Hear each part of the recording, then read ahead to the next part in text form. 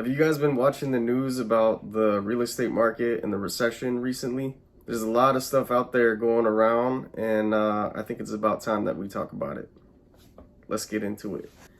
So there's all this talk about the fact that we're gonna hit a major recession in 2023. And you know what? I'm actually not entirely opposed to that camp of thought.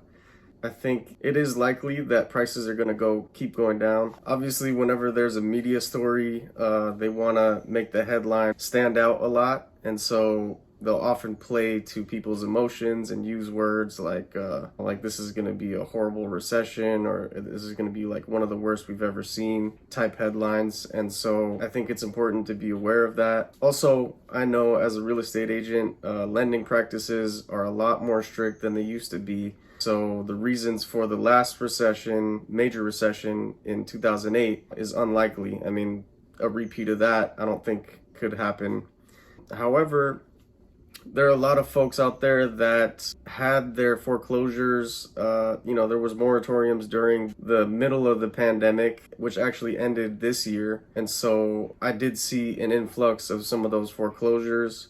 Obviously, we also are seeing a lot higher levels of inventory. I think a lot of sellers kind of panicked a little bit. They realized they had missed the crest of the market, and they all listed their homes at the same time. They probably had their agents calling them saying, hey, if you want to make a move, within the next couple of years, you're probably going to want to list your home on the market while it's still near the top and coming down. What I think is likely from this point forward is I think prices are going to continue to go down.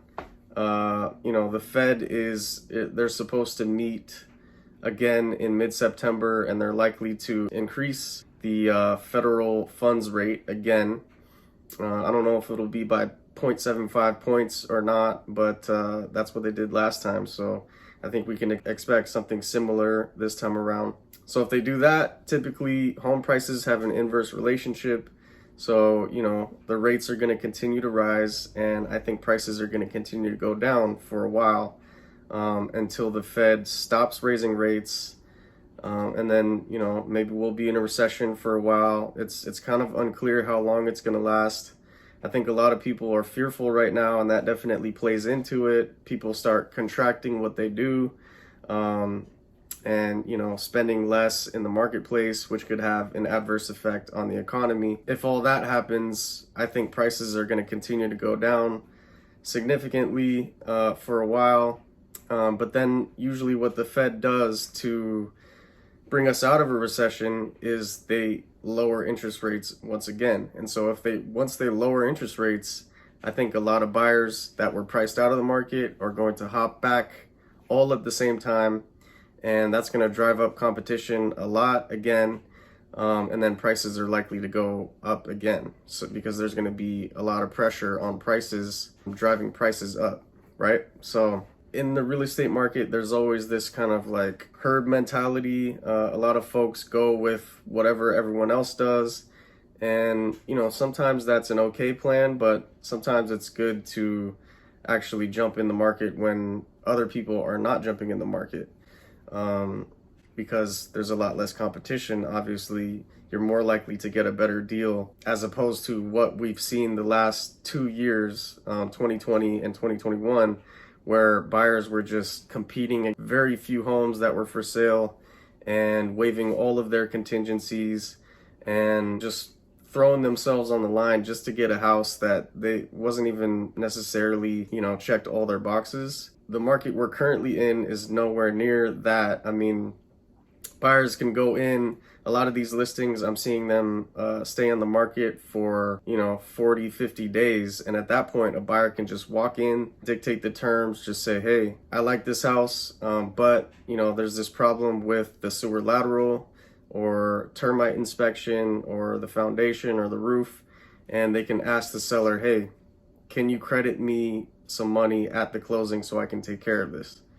Or, in some cases, you might even be able to get the seller to take care of that item before you close. So there's a lot more wiggle room in this market. It's very different from the market we've seen because, when you waive all your contingencies, you're just saying, I'm going to give you this price for sure. And if something comes up where I can't buy the property, or if I find something about the property that I don't necessarily agree with, I'm not gonna contractually, I'm not going to be able to back out of the deal and keep my initial deposit.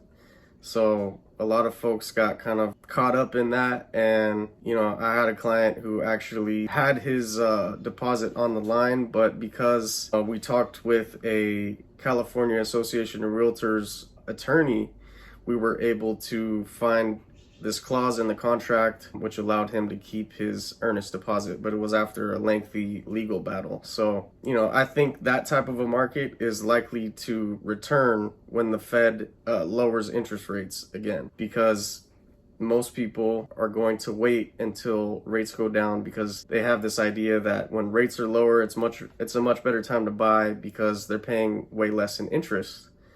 What they maybe are not taking into account is that when interest rates are higher, the prices are actually lower. So you can actually get a much better price. And even though you're going to be paying more interest than you would in a low interest rate market, whenever the interest rates go back down, you can always refinance, and you can refinance into a lower payment, and it's on a lower amount. And then on top of it, also your property taxes are going to be lower because it's on a lower amount as well. So I think there's multiple benefits to buying in a market like this. Obviously, we don't know how low the prices are going to go. I think they're going to continue to go down for a while. I think actually within the next few months, it's going to be a really good time to buy. And right now is a good time to kind of have a powwow with your real estate team, your agent, your lender, and all that kind of stuff, so that you can be ready to pounce when the time comes and when the time is right for you as well in your life.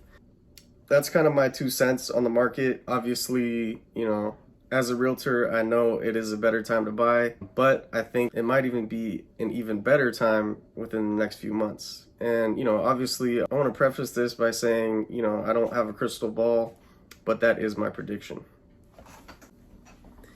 I've noticed a lot of buyers contracting recently. Obviously, just looking at the news, there's a lot of scary stuff out there. I think that it's going to be a pretty good time to buy within the next few months. And, I've already seen several clients that have gotten great deals that they would not have been able to get just 5-6 months ago. I think it's a good time to be ready.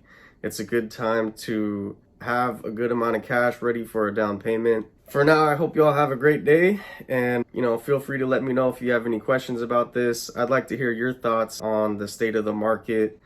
And as always, let me know if there's anything I can do for you. Let me know if there's anything I can do to help you. Have a wonderful day, guys, and I'll see you soon.